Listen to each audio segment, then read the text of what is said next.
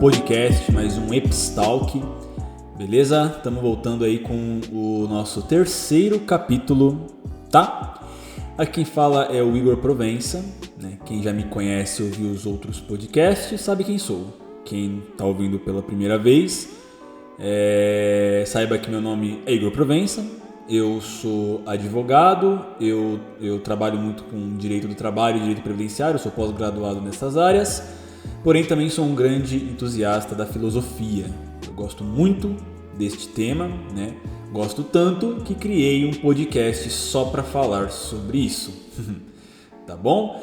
Eu também tenho um outro podcast chamado Tiozões Bugados, mas esse é mais para quem curte aí videogames, né? Se vocês ouvintes gostam desse assunto, eu indico muito, tá? Gostaria muito que vocês entrassem lá e escutassem nossos podcasts também, vissem nossos vídeos, eles são bem divertidos, são bem legais, vocês vão dar muitas risadas, tá bom?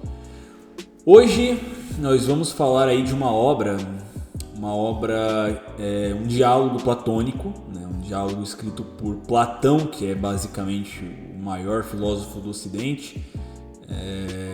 Bom, se ele não for o maior, com certeza ele é um dos maiores, né? É um dos mais influentes e mais importantes aí da história da filosofia ocidental. E o diálogo que nós vamos falar aqui hoje é Apologia de Sócrates, que é um diálogo bem pequeno, né? Você pode ler ele bem rapidinho. Se tu pegar para ler hoje, não sei que horas são aí, ouvinte, você tá escutando, não sei que horas são agora para você, mas se for 8 da manhã, eu acho que se você pegar para ler agora até o final do dia, não, eu acho que até o final da tarde você consegue já ler tudo, sabe?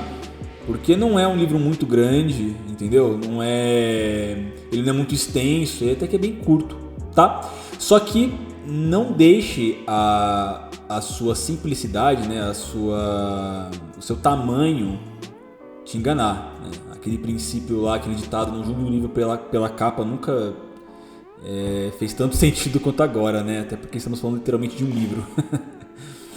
Não deixe o tamanho do livro fazer você achar que ele é um livro de pouco conteúdo. Muito pelo contrário, tá? Ele é curto, mas ele tem uma profundidade de um tamanho assim imensurável, entendeu?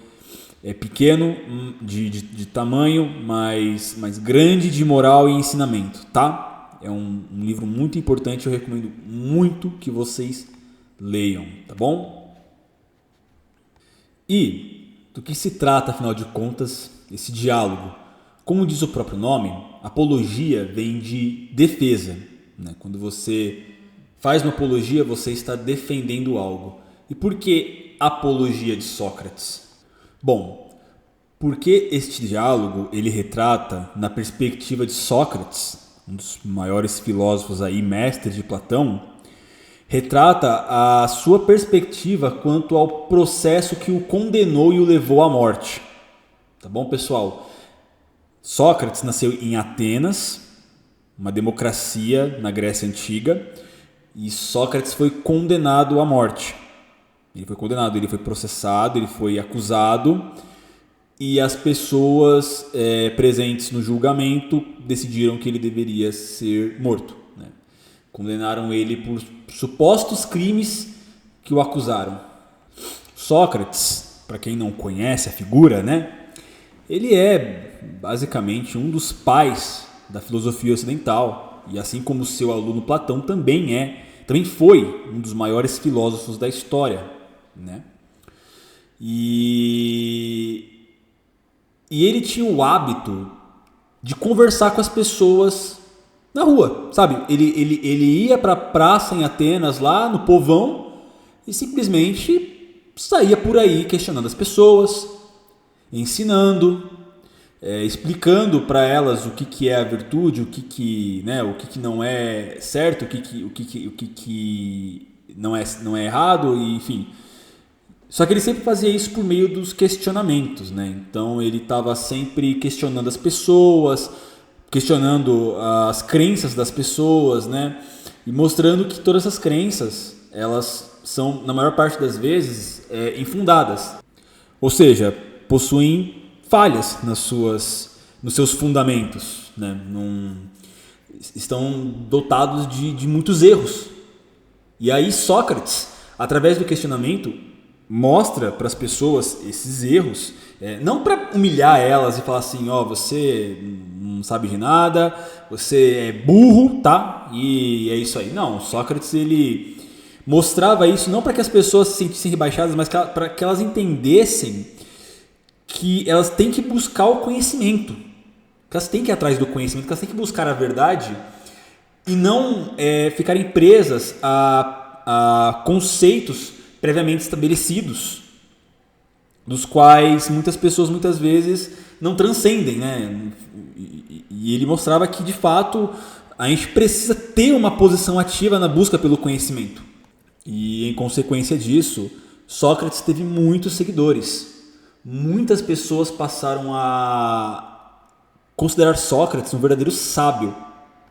E isso, né, por óbvio, não era muito bem visto por aqueles que estavam no poder, né?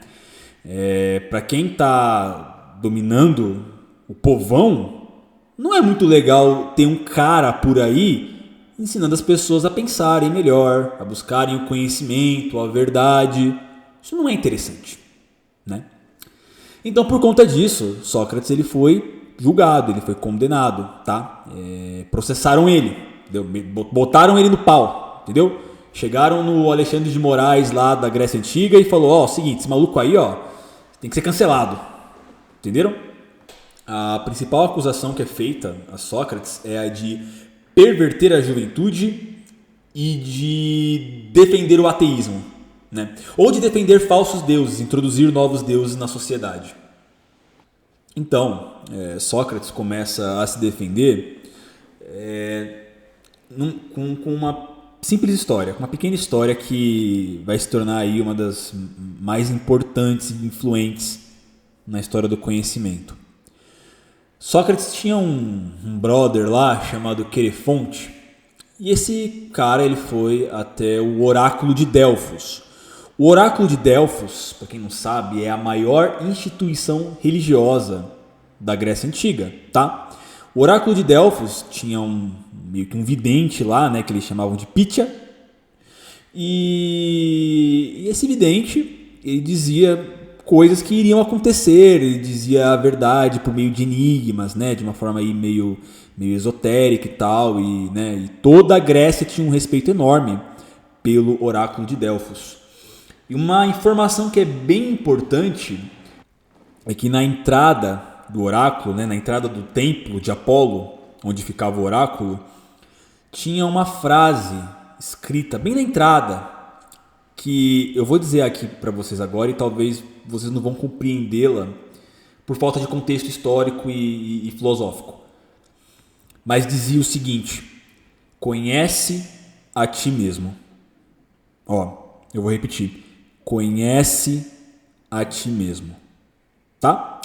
E aí o Querefonte entra lá no templo, chega no oráculo e fala o seguinte: então, o oráculo, eu preciso saber de uma coisa. Eu queria saber quem que é a pessoa mais sábia de toda a Grécia. E o oráculo vai responder para Querefonte o seguinte: então, o mais sábio de toda a Grécia? Sócrates. Sócrates é o homem mais sábio de toda a Grécia.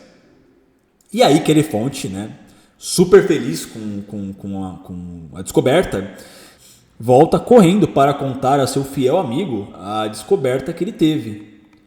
Só que Sócrates simplesmente não acredita. Eu sou o cara mais sábio de toda a Grécia? Mas nem ferrando. Impossível. Eu vivo falando que eu não sei de nada, né? Eu vivo dizendo que eu não sei de nada. Quem sabe são os sábios aí, os políticos, o pessoal aí da retórica, os sofistas, essa galera aí que sabe de verdade. Como é que eu sou o mais sábio de toda a Grécia, né? Então, Sócrates, ele inicia aí uma jornada em busca de refutar o oráculo, né? E provar que ele não é o mais sábio de toda a Grécia. E com isso ele vai então aí bater um papo com os ditos sábios, né? Os sofistas. E para surpresa do Sócrates, ou melhor, para a surpresa dele, para a nossa não surpresa, ele descobre que os sofistas na verdade não sabiam de nada. Que na verdade eles tinham apenas uma retórica muito bonita e jeitosa, né? Um linguajar robusto, bonito de falar, mas que no fundo mesmo não tinha conhecimento nenhum. Ou seja, os sofistas eles eram professores da retórica, eram mestres, sábios, todo mundo admirava eles, eles andavam de um jeito pomposo, usavam roupas chiques, eram admirados por todos, faziam discursos e todo mundo amava esses discursos, né? Mas não sabiam a verdade e não tinham conhecimento verdadeiro. O discurso era muito top, era muito bonito de ouvir, eram bem grandes e extensos, mas eram vazios, né? Não tinham um fundamento verdadeiro. E aí Sócrates chegou nesses caras aí, né, para conversar com eles, para falar, e aí, né, vamos ver se você realmente sabe o que é o amor? Aí o sofista ia lá e dava uma definição extremamente vazia ou facilmente refutável. Sócrates ia lá e explicava que o amor não pode ser isso por X e Y motivo, né? Então, por favor, me mostre o que é o amor. E aí os sofistas, né, perdiam totalmente aí o argumento, porque eles não conseguiam definir com clareza coisas básicas como o que é o amor, o que é o belo, o que é o justo, o que é o certo, o que é a virtude, sabe? Coisas simples eles simplesmente não conseguiam responder, né? E Sócrates mostrou para eles isso e isso claramente incomodou muito, né, essa galera aí. Ainda mais essa galera que é conhecida justamente por saber das coisas, por falar bonito, né, por influenciar. Sabe os coaches que temos no Instagram hoje, coaches e influencers? Os sofistas na Grécia Antiga, eles é como se fosse essa galera aí, entendeu? Fala muito bonito, posta aí uns discursos, uns vídeos maneiros, todo mundo gosta, mas no fundo a gente sabe que não sabe de porcaria nenhuma. É daí que vai surgir uma das frases mais famosas do Sócrates, que é: só sei que nada sei. Por quê? Como é que o cara que afirma que não sabe de nada pode ser o mais sábio de todos? É isso que muita gente pode talvez não entender. Mas ele era o mais sábio justamente porque ele sabia disso. Ele podia não saber de nada, mas ele sabia disso, ele tinha consciência da própria ignorância. As outras pessoas nem isso sabiam.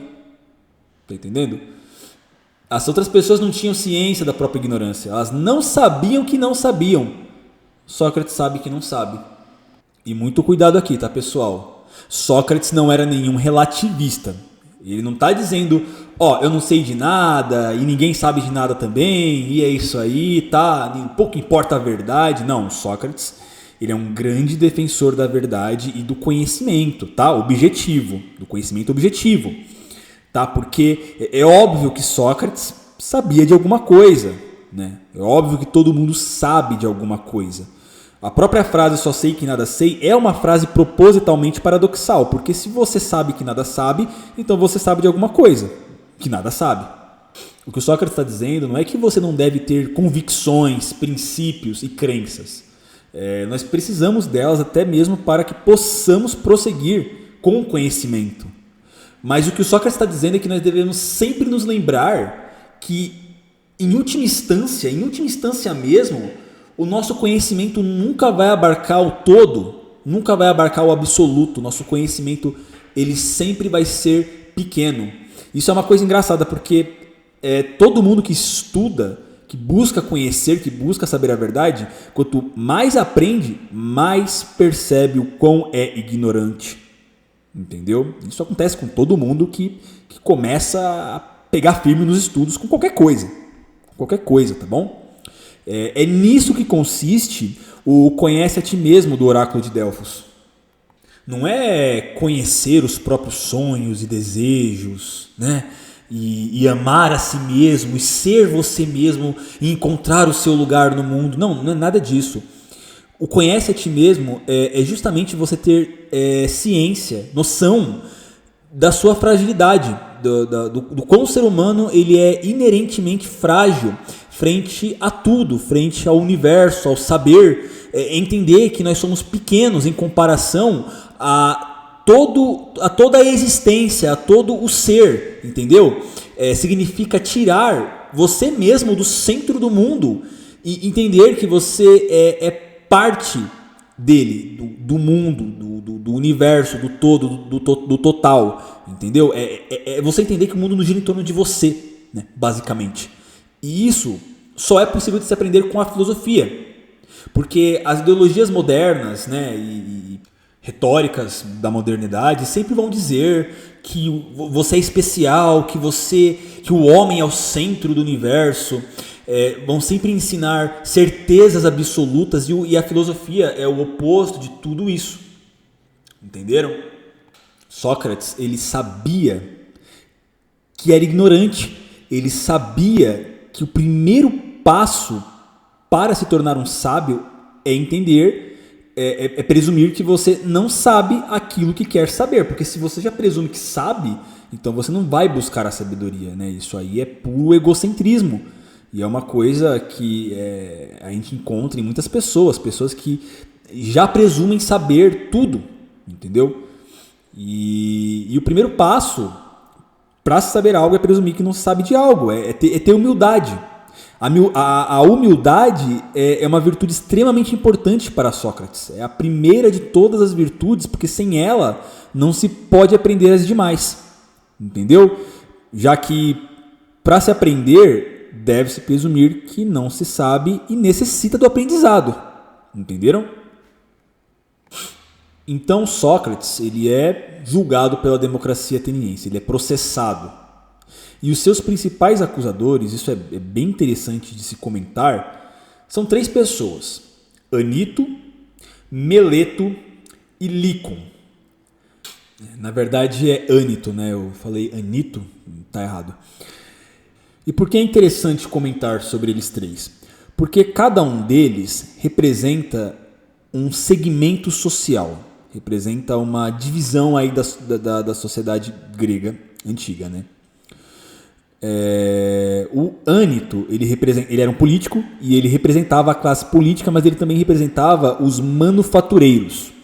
E os manufatureiros é quase como se fosse aí, a antiga burguesia grega, né? Como se fosse o alto comércio, a elite econômica aí da Grécia Antiga, tá? O Meleto, ele era um poeta, então ele representava os poetas, né? Os trágicos,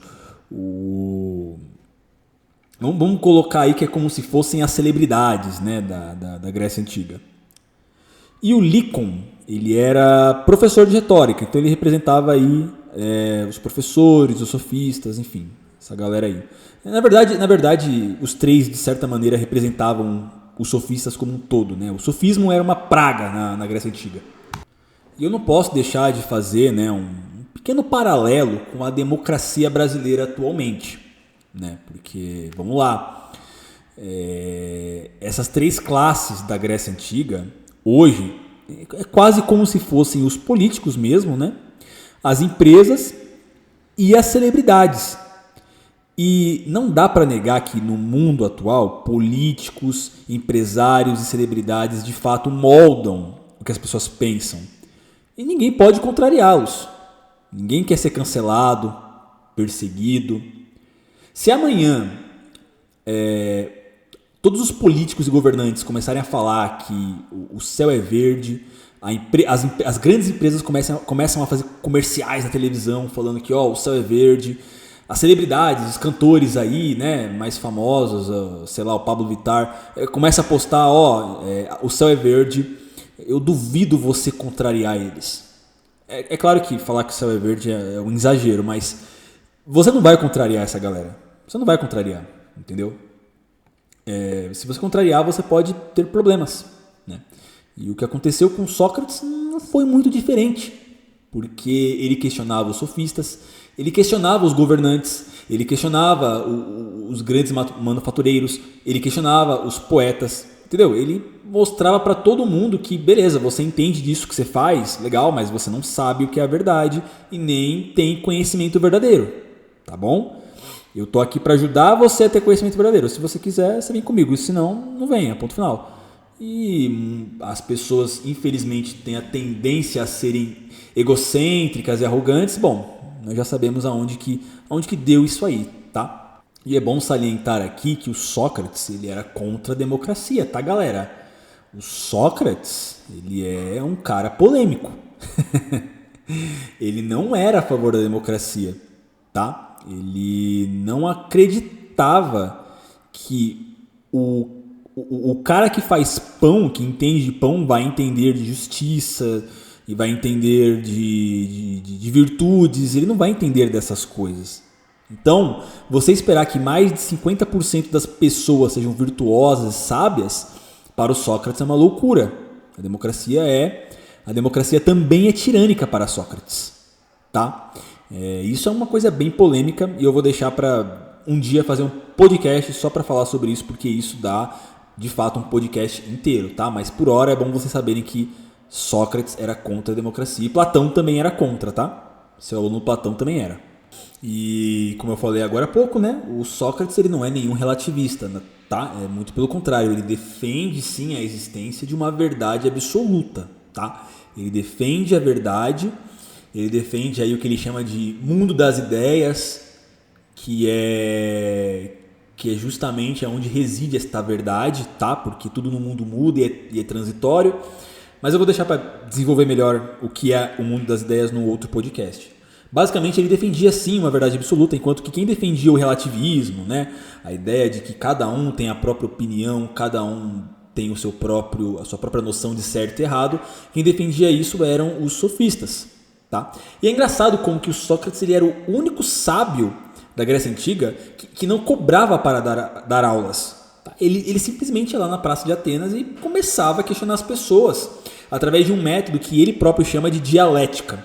Né? A dialética é a busca pelo fim último de todas as coisas, ou seja, é a busca pela verdade e os princípios que regem o ser. Tá? Enquanto que os sofistas eles distorciam essa busca por meio da retórica vazia e o linguajar bonito, Sócrates estava lá, né? Tentando dizer que existe sim uma verdade. E ele simplesmente não entendia como que podiam os sofistas cobrar para dar aulas. É isso que Sócrates simplesmente não entendia, como que isso era possível. Pô, eles próprios afirmavam que o saber é relativo. Então, como é que eu vou ensinar algo que só é verdade para você? Ou melhor dizendo, como é que eu vou te ensinar algo que só é verdade para mim? E tudo que você sabe já é o suficiente para você porque é verdade para você. Então, como é que um relativista pode dar aulas? Isso é ilógico, não tem como, né? E claro que o Sócrates ele tem total razão nisso, pelo menos ao meu ver ele tem total razão, né? Então Sócrates ele foi acusado, né? Iniciou-se um processo judicial aí. E Sócrates ele vai discordar de todas as acusações que foram feitas contra ele. Mas ele concorda apenas com uma, de que as pessoas deviam tomar cuidado com os recursos de linguagem que as enganam. E era justamente isso que os sofistas faziam. Né? Se valiam da linguagem para enganar as pessoas, para ludibriá-las. Essa era a especialidade deles. Só que o Sócrates ele era tão a favor da verdade que ele se entregou tão fortemente à filosofia e à busca pelo saber que até mesmo aceitou morrer por causa disso. Então, Sócrates vai se defender e vai dizer que ele não poderia perverter a juventude, que foi uma das acusações, lembrem-se, já que todos os seus discípulos estavam lá para defendê-lo, né? Platão, Críton, todos eles estavam lá e nenhum deles se encontrava em uma situação que justificasse essa acusação. E além do mais, né, ninguém voluntariamente fica em um lugar que o faz mal, se ele sabe que está fazendo mal para ele. Então, se os ensinamentos eram tão ruins, né, os ensinamentos do Sócrates, por que as pessoas que seguiam ele o seguiram pelo resto da vida? Né? Isso foi uma das coisas que ele argumentou. E ele também vai dizer que ele não poderia ser um ateu, já que, em teoria, ele foi acusado de acreditar em demônios, né, em novas divindades aí. Se ele acredita em demônios, que são uma forma de divindade, como é que ele poderia ser um ateu? Não teria como. Aliás, é muito interessante constatar aqui que o Sócrates ele constantemente usa a expressão "o Deus" nos seus discursos neste livro, nesse diálogo, indicando justamente a existência de um Deus único. Então, a gente vê aí que a filosofia socrática tem uma característica monoteísta, tá? Mas aí, infelizmente, né, rola uma votação onde, se eu não me engano, 280 pessoas votam a favor da condenação do Sócrates e 230 votam contra, votam pela absolvição dele. Só que eles não querem condenar Sócrates, né? Então, o pessoal chega nele e fala assim, ó, o seguinte, Sócrates, ao invés de eu condenar você à morte, que tal você pagar uma multa aí e fica tudo certo? Sócrates vai dizer, não, eu não tenho dinheiro, como é que eu vou pagar essa multa? Eu não tenho dinheiro. Nem meus seguidores têm dinheiro, não tem como eu pagar essa multa aí. Tá certo. Que tal então assim? E que tal você se exilar para fora de Atenas? Aí ele diz assim, ó, se aqui não me querem, lá fora vai ser pior ainda. Lá fora vai ser 1000 vezes pior. Então eu vou ficar aqui, não vou sair daqui. Tá, então vamos fazer o seguinte, Sócrates. Última oportunidade, tá? Última chance.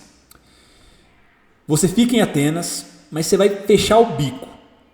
Tu vai calar essa sua boca, você vai deixar de filosofar. Nessa hora, Sócrates vai dizer uma das coisas mais fodas que ele já falou na sua vida. Sócrates vai dizer o seguinte: não, eu não vou aceitar deixar de filosofar. Sabe por quê? Porque uma vida não questionada não merece ser vivida. Puta que pariu. Uma vida onde eu não possa buscar a verdade não merece ser vivida. Cara, Sócrates é foda. Não. Sócrates é muito foda. E ele vai além. Tá? Ele vai além. Sócrates vai dizer o que é a morte. Vocês sabem o que é a morte? Ninguém sabe. Quem disse que a morte é algo ruim? Ninguém sabe. Ora, a morte pode ser simplesmente um descanso eterno. Vai ser... Imagina você dormir para sempre. Como é que isso pode ser ruim? Isso é bom pra caramba. Ou talvez a morte pode ser, sei lá, você vai para um lugar onde você vai conversar e conhecer outras pessoas no pós-vida que já morreram. E aí você vai para um lugar transcendente aí e conhecer as grandes mentes e grandes nomes aí da história. Grandes sábios, pensadores. Cara, imagina que da hora seria, sei lá, você morrer e poder presenciar um debate entre Heráclito e Parmênides. Isso ia ser do caralho, né? Imagina você poder ver um debate entre Nietzsche e Santo Agostinho. Pô, isso ia ser... Cara, isso ia ser da hora demais, né? Imagina você morrer e se reencontrar com pessoas queridas a você. Reencontrar aí, não sei, seu vô, sua avó. Reencontrar aí um doguinho seu que você gostava muito. Pensa, pô, a morte pode ser da hora. A morte pode ser supimpa. Ninguém sabe como é que é a morte, né? E só nessa brincadeira aí o Sócrates ele acaba com seus acusadores, porque ele mostra que a morte não é nada a se temer, tá? Na verdade você vê aí que o Sócrates ele era um verdadeiro estoico, né? Hoje muitas pessoas gostam de falar sobre estoicismo, Sêneca, Marco Aurélio, Epiteto, que realmente são grandes filósofos, grandes sábios, mas porra, Sócrates estava lá, na cara da morte, e em nome dos seus princípios, dos seus valores, ele abraça, ele aceita o seu destino como um bom estoico. Então, um dos caras mais estoicos que já existiram foi Sócrates, sem dúvida alguma. E ele vai continuar, ele ainda vai dizer que um homem mau nunca poderia causar um mal a um homem bom, ou seja, é melhor sofrer um mal do que praticá-lo, né? Eu já estou me adiantando aqui ao que eu vou dizer quando eu gravar um podcast sobre a República de Platão, né? Essa ideia vai estar mais consolidada lá, mas existe uma certa prefiguração aqui, tá? Porque praticar o mal corrompe a alma, né? Mas morrer prejudica só o corpo. A alma se mantém incorruptível. A alma é eterna, dirá Sócrates. Ele chega até a usar o herói Aquiles como exemplo. Aquiles não se importou se iria ou não morrer. Ele apenas agiu conforme a justiça e entrou lá na guerra e é isso aí, pau no gato. Entendeu? Em nenhum momento ele se perguntou se, será que eu vou morrer lá? Não. Faça o seu dever, faça o que você tem que fazer. É isso que importa no final das contas. Sócrates vai mencionar também que a maldade ela é mais veloz que a morte. Né? Ele vai dizer que a maldade alcançou seus acusadores antes que a morte o alcançasse. Ou seja, nós não podemos fugir da morte, mas nós podemos fugir da maldade. Então, para Sócrates, a única preocupação que o homem tem que ter é agir com virtude, é ser correto, é fazer o certo, é ser justo. É isso que realmente importa para Sócrates no final das contas. Você tem que buscar o bem para a sua alma antes de buscar o bem para o seu corpo, antes de buscar o conforto material. Você tem que buscar engrandecer a sua alma em primeiro lugar. É isso que vai dizer Sócrates. Só que tem um problema, tem um pequeno problema. Sabe qual que é? É que ser virtuoso implicará em retaliações das outras pessoas à sua volta. E isso, meus amigos, é um dilema que todos nós vamos enfrentar um dia, se é que já não enfrentamos. Na verdade, todo mundo já passou por isso em algum momento na vida, e se você não passou, fica tranquilo que você vai passar logo logo também, tá? E qual que é o dilema? O dilema é que todos nós, né, temos que em algum momento escolher entre seguir nossos princípios e crenças, mesmo cientes que podemos, sei lá, perder o emprego, perder amizades, perder dinheiro, talvez até morrer, como foi o caso do Sócrates, ou podemos trair o nosso próprio espírito, nossos princípios, em prol de conforto, segurança. A questão que fica aqui, que Sócrates coloca para a gente é salvar a alma ou preservar as coisas materiais? O que é mais importante? Eu vou dar um exemplo para vocês entenderem, tá? Imagina que você trabalha você tem um emprego, né? Você tem lá um cara que é superior a você dentro da empresa, você tem que manter esse emprego, você inclusive está próximo de subir de cargo aí, e aí tu presencia um dos seus superiores assediando uma funcionária. E só você viu, tá? Só você viu e mais ninguém. E aí? O que você vai fazer? Você vai chegar e falar que fulano de tal está assediando as funcionárias? Você vai ter coragem de fazer isso? E correr o risco de você perder o seu emprego? Correr o risco de o seu local de trabalho se tornar um local extremamente insalubre aí para você, tóxico, com cobranças excessivas de todos aqueles que estão sob o controle desse cara que você acusou? E aí? O que é melhor? Ou talvez, sei lá, vamos supor que você é um político e você descobre que seu brother ali tá passando a mão, tá roubando milhões e milhões de dinheiro desviado aí, obra superfaturada, tá lavando dinheiro, abrindo um monte de empresa laranja aí para lavagem de dinheiro. Você sabe disso e aí, você vai acusar ele? E correr o risco de comprar uma briga tremenda, talvez até ser morto por causa dessa briga? Né? E essa realidade ela não existe só em situações grandiosas como essa que eu citei. Em situações simples do dia a dia. Não sei, quantas vezes a gente não vê, por exemplo, sei lá, um jovem andando com os amigos. O jovem, ele é um cara, né, um cara legal, um cidadão de bem, correto, né, faz tudo nos conformes. E aí os amigos, né, as más influências chegam nele e falam assim, vamos, sei lá, vamos xingar a professora, vamos bater no fulaninho porque ele é diferente, não sei, vamos fazer uma maldade aí. E aí você fica naquela, o rapaz fica naquela se faz isso para ser aceito socialmente, ou ele vai dizer não, né, perder os amigos e se manter firme aos seus princípios. Vocês estão entendendo qual que é o grande dilema por trás aqui da apologia de Sócrates? Pô, mas se eu defender a verdade e o que é correto, eu vou, sei lá, eu vou perder meus amigos e meu emprego. Você vai. Mas você não vai perder a sua alma. A sua alma você vai manter intacta. Entenderam? O homem, ele é composto por corpo e alma. O corpo é mortal, a alma é imortal. Escolha. Sócrates vai dizer que nós devemos sempre dar preferência em manter a nossa alma intacta, íntegra, incorruptível. Tanto que ele aceita a própria morte por ser fiel aos seus ideais, por ser justo. É melhor, ele vai dizer assim, é melhor ser justo para que no pós-vida você fique em paz. Afinal, a sua alma precisa ser justa para ficar bem. Se você viver injustamente, ela vai sofrer no pós-vida. Veja bem, isso aqui não é cristianismo, tá, galera? Isso aqui é filosofia socrática, tá? E eu não posso deixar de comentar que existe aqui também uma certa prefiguração à condenação de Jesus Cristo, né?